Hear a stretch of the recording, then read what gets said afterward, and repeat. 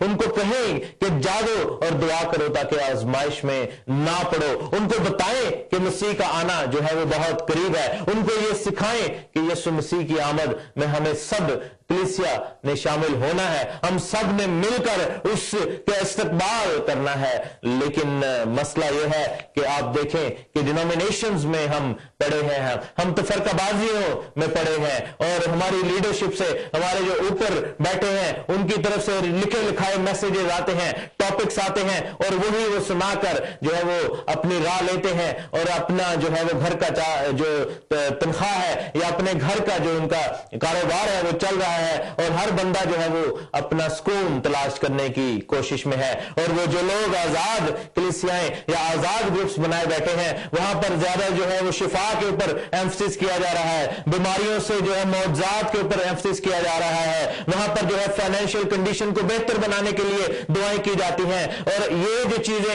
جو کہ ثانوی چیزیں ہیں, جو کہ دنیاوی چیزیں ہیں, جو کہ جسمانی چیزیں ہیں, اس پر زیادہ توجہ دی جا رہی ہے آج کے دور میں. آپ جو ہے وہ دیکھیں ٹی وی چینلز پر دیکھیں تو وہاں پر شفا جو ہے وہ بیچی جا رہی ہے, پیسے لے کر دعائیں کی جا رہی ہیں, لوگوں کو فنڈز کے لیے اکسایا جاتا ہے. لیکن میرے عزیزو ایسا یہ جو ہے یہ آپ کو خداوند کی بادشاہی میں نہیں لے کر جائے گا. اگر آپ کینسر کے مریض ہیں اور آپ شفا پا جاتے ہیں اور نجات نہیں پاتے, یسوع مسیح پر ایمان نہیں لاتے, تو آپ کا شفا پانا جو ہے وہ ناقص ہے. اس کا آپ کو کیا فائدہ, کیونکہ یہ جو بدن ہے یہ پورا کا پورا جہنم میں ڈال دیا جائے گا, چاہے وہ کینسر کے ساتھ ہو یا چاہے کینسر کے بغیر. لیکن اس سے پہلے کہ ہم دنیاوی چیزوں کے پیچھے بھاگیں, ہمیں خداوند کی بادشاہی کو تلاش کرنا ہے, کیونکہ کلام میں لکھا ہے کہ پہلے اس کی بادشاہی کو تلاش کرو تو یہ ساری چیزیں تم کو مل جائیں گی. Everything shall be added unto you. اور یہ سب چیزیں جن کی ہم خواہی رکھتے ہیں خداوند ہمیں عطا کریں گے, خداوند ہمیں دیں گے. تو ایمان لا اور تو اور تیرا گھرانہ نجات پائے گا.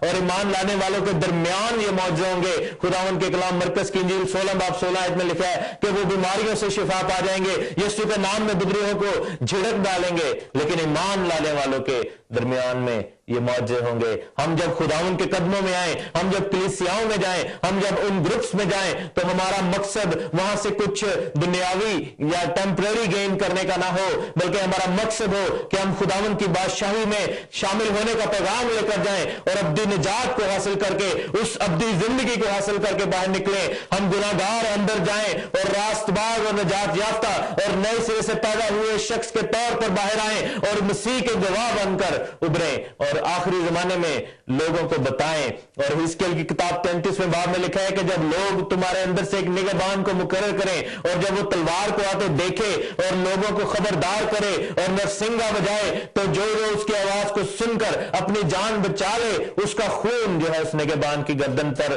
نہ ہوگا. لیکن جو کوئی شخص سن کر اپنی زندگی کو تبدیل نہ کرے اس شخص کا خون اسی کی گردن پر ہوگا. لیکن اگر نگہبان سستی کرے, اگر جو پریچ کرنے والے ہیں وہ سستی کریں اور تلوار کو آتے دیکھیں اور وہ نرسنگے نہ بجائیں اور تلوار جو ہے ناگہان آ پڑے اور لوگوں میں سے کسی کو لے جائے, تو اس شخص کا خون جو ہے وہ اس نگہبان پر ہوگا, اس کی گردن پر ہوگا, اس پریچر کی گردن پر ہوگا جس کے یہ ذمہ داری لگائی گئی تھی کہ وہ وسل کو بلو کرے, اس نرسنگے کو بجائے, اس کلام کو سنائے اور اس آنے والی تلوار اور آنے والے غضب سے, آنے والے عذاب سے لوگوں کو آگاہ کرے اور بتائے کہ میرے عزیزو ہمیں اس عذاب میں نہیں جانا, ہمیں اس مصیبت کا شکار نہیں ہونا, ہمیں اس ابلیس کا جو ہے وہ مارک نہیں لینا, ہمیں مخالف مسیح کی پارٹی میں نہیں شامل ہو جانا, بلکہ ہمیں یسوع مسیح کی آمد میں اس کے ساتھ شامل ہونا ہے. ہمیں جو ہے وہ ثابت قدم رہنا ہے, کیونکہ یسوع مسیح نے کہا کہ جو آخر تک برداشت کرے گا وہی نجات پائے گا. جو ان باتوں میں سے, کیونکہ لوگ تمہیں پکڑوائیں گے اور ستائیں گے, لوگ تمہیں کوڑے لگوائیں گے, عدالتوں میں پیش کریں گے, عبادت خانوں میں سے اٹھوا لیں گے اور لوگ تمہیں اپنے جو گورنمنٹس کے سامنے پیش کریں گے. لیکن ہمارا کام کیا ہے کہ ہم ایمان میں مضبوط ہو جائیں. اور نشانات کا جہاں تک تعلق تھا آپ کو بتاتے چلے کہ ہمیں फॉल्स गॉस्पेल से, डाइल्यूटेड गॉस्पेल जिसको मैं कहता हूं, उससे बचना है हमें। ये चीजें जो है जो कि हमें जो जायका देती हैं जिस्मानी, उनसे हमें बचकर रूहानी चीजों के पीछे भागना है, क्योंकि बदन की ख्वाहिश, बदन की नीयत जो है वो मौत है और गुनाह है, लेकिन रूह की जो नीयत है वो खुदावन की रास्तबाजी है। रूह की ख्वाहिश जो है वो खुदावन के हुक्मों पर अमल करना है और उस निजात को हासिल करना है। नुमान कोड़ी को याद करें कि जब वो गैर कौम का था और एलीशा के पास गया और उसने वो जाकर वहां पर डिलीवरेंस को हासिल किया, और वो जो जिहादी था जो कि कौम वाला था वो दुनियादारी के पैसों के पीछे पड़ गया, और एलीशा ने कहा दूसरे सलातीन 5वें बाब में, उसने कहा कि उस वक्त मेरा दिल तेरे साथ ना था जब वो शख्स तुझसे मिलने को अपने रथ पर से लौटा। क्या रुपए पैसे लेने देने और पोशाक और जैतून के बागों और पाकिस्तानों और भेड़ बकरियों और बैलों और गुलामों और लौंडियों के लेने देने का ये वक्त है? क्या ये वक्त है कि आज हम जिस तरह हिजी नबी कहते हैं कि क्या ये वक्त है कि जब लोग कहते हैं कि अभी खुदावंद के घर के तामीर का वक्त नहीं आया, और अपने मुस्कफ यानी कि अपने कंफर्टेबल घरों में रहते हैं, और जबकि खुदावंद का घर वीरान होता जा रहा है, चर्चों पर चर्च जो है वो बिक रहे हैं, लोग कलीसियाओं को छोड़ जाते हैं, लोग जो है कहते हैं कि यहां पर बहुत बोरिंग है, मेरे लिए यहां पर जिंदगी का मैसेज नजर नहीं आता, और एक रविश कायम हो गई है, एक स्टैटिकनेस आ गई है, और लोग सोना शुरू हो गए हैं और उस ईमान से दूर होना शुरू हो गए हैं। और देखें गैर कौम का गलबा जो है वो बढ़ता चला जा रहा है, और देखें कि दुनिया में दूसरे मज़ाहब जो है वो उठ रहे हैं और वो अपने एजिटेशंस करते हैं, और वो ये ख्वाब देखते हैं कि यूके पर और यूरोप पर और जितनी भी मसीही दुनिया है उस पर हम कब्जा कर लेंगे और ये हमारे मजहब के हो जाएंगे और पूरी दुनिया में हमारे मजहब का बोलबाला होगा। खुदावन ने कहा कि अपनी रविश पर गौर करो, तुमने बहुत सा बोया पर थोड़ा काटते हो, तुम खाते हो पर आसूदा नहीं होते, तुम पीते हो पर प्यास नहीं बुझती, कपड़े पहनते हो पर गर्म नहीं होते, मजदूर अपनी मजदूरी सुराखदार थैली में जमा करता है। मेरे अजीजों, इसका कॉन्सिक्वेंस ये होगा कि हम उन बरकतों को हासिल करने के बजाय हमारी बरकतें लूज होना शुरू हो जाएंगी, क्योंकि खुदावन का प्लान ये है कि किसी की जो है वो हलाकत तक नौबत ना पहुंचे, बल्कि सबकी तौबा तक नौबत पहुंचे। और खुदावन चाहता है कि हम तौबा करें और उसकी आमद के लिए अपने आप को तैयार करें। निशानों का जहां तक ताल्लुक है, आपको बताया था, खुदावन ने हुक्म दिया था कि आखिरी जमाना में खुदावन ने बता दिया था कि यरूशलेम शहर को तामीर किया जाएगा। यहां से लास्ट टाइम हमने छोड़ा था जब कॉल्स का सिलसिला शुरू हुआ, और ज़करिया की किताब और पहले बाब की 16वीं आयत में देखें, लिखा है खुदावन ये फरमाता है कि मैं रहमत के साथ यरूशलेम को वापस लाया हूं, उसमें मेरा मस्कन तामीर किया जाएगा। रब्बुल अफ़ाज फरमाता है कि यरूशलेम पर फिर सूत खींचा जाएगा, और फिर बुलंद आवाज से कहे कि रब्बुल अफ़ाज यूं फरमाता है कि मेरे शहर में दोबारा खुशहाली होगी, क्योंकि खुदावन फिर सिय्योन को तसल्ली बख्शेगा, यरूशलेम को कबूल फरमाएगा। 1967 में आप देखें कि यरूशलेम जो है वो एक दोबारा जो है वो बड़े आजम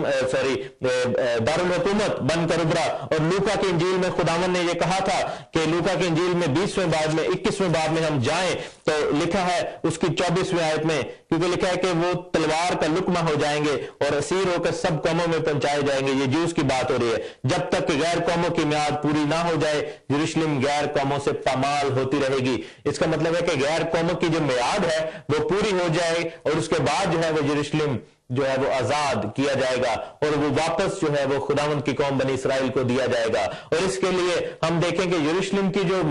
फ्यूचर के मेजरमेंट्स थी वो यिर्मयाह नबी ने भी बताई। यिर्मयाह नबी जब अपने इस किताब को लिख रहे थे तब इसराइल जो था वो असीरी में था, और जब यीशु मसीह के दौर में यरूशलेम बनी इसराइल के पास था, उसकी इतनी बड़ी मेजरमेंट्स नहीं थी जितनी यिर्मयाह ने अपने कलाम में अपनी किताब में दी। यिर्मयाह 31वें बाब में अगर हम जाएं और उसकी 37वीं आयत में देखें तो लिखा है खुदावंद यूं फरमाता है कि अगर कोई ऊपर आसमान को नाप सके और नीचे जमीन की बुनियाद का पता लगा ले तो मैं भी बनी इसराइल को उनके माल के सबब से रद्द कर दूंगा। खुदावंद फरमाता है देख वो दिन आते हैं, खुदावंद फरमाता है कि ये शहर यानी यरूशलेम हनन एल के बुर्ज से कोने के फाटक तक खुदावंद के लिए तामीर किया जाएगा, और फिर जरेब यानी कि फीता या नापने की स्टिक सीधी कोहे जारेब से होती हुई जो आटा को घेर लेती है, और लाशों और राख की तमाम वादी और सब खेत कद्रून के नाले तक और घोड़े फाटक यानी हॉर्स फाटक तक के कोने से मशरिक की तरफ खुदावंद के लिए मुकद्दस होंगे, और फिर हमेशा तक कभी ना उखाड़ा جائے گا. یعنی کہ یہ خداوند نے اتنا خداوند کا کلام پریسائز ہے کہ خداوند نے میجرمنٹس بھی دی کہ یہ ایسے ایسے ان ایریاز کے بیچ میں جو شہر گنجان آباد ہوگا وہ یروشلم ہوگا. اور آپ دیکھیں کہ جب یرمیا کے بعد خداوند یسوع مسیح کے دور میں یروشلم بنا تھا اس کے گرد ایک فصیل تھی, لیکن زکریا میں خداوند نے آخری زمانے کے یروشلم کے بارے میں بتایا کہ جس میں فزیکل یروشلم, میں یہ روحانی یروشلم کی بات نہیں کر رہا, میں جسمانی یروشلم کی بات کر رہا ہوں. اور اس کے دوسرے باب میں زکریا میں اور اس کی پہلی آیت میں لکھا ہے کہ پھر میں نے آنکھ اٹھا کر نگاہ کی تو کیا دیکھتا ہوں کہ ایک شخص یعنی فرشتہ ہاتھ میں غز لیے کھڑا ہے, جریب لیے کھڑا ہے.